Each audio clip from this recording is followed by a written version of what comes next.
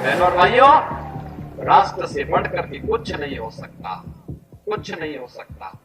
और राष्ट्र तब सशक्त होगा जब हम एक रहेंगे, नेक रहेंगे, तभी नेक रहेंगे।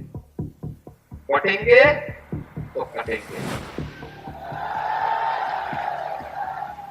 2017 विधानसभा चुनाव से पहले उत्तर प्रदेश के मुख्यमंत्री योगी आदित्यनाथ महज एक सांसद के रूप में अपना काम कर रहे थे, लेकिन किस्मत का डंका बजता है और फिर सीएम योगी 2017 में भाजपा का एक बड़ा चेहरा बनकर मुख्यमंत्री की शपथ लेते हैं। धीरे धीरे 2019 का लोकसभा चुनाव और 2022 का विधानसभा चुनाव भी सीएम योगी अपनी लाजवाब भाषण के जरिए बदल कर रख देते हैं।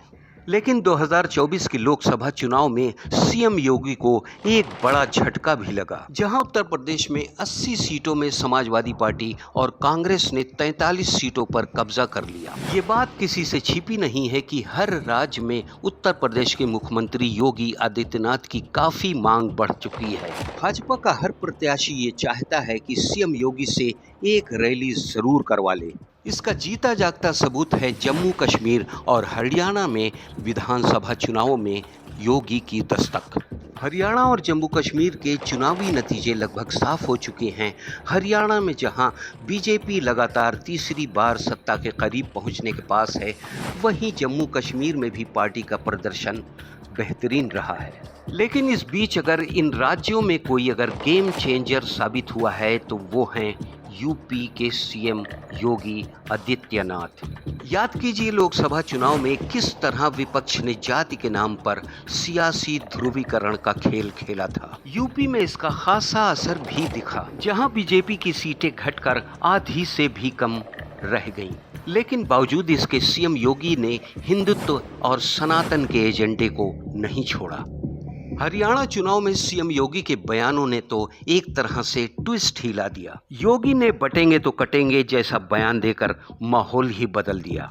इसके अलावा पूरे चुनाव में सीएम योगी ने सनातन के एजेंडे को मजबूती के साथ साधे रखा। वहीं बात करें तो हरियाणा में योगी आदित्यनाथ ने कुल 14 रैलियां की थीं, जिनमें 21 विधानसभा सीटें आती हैं।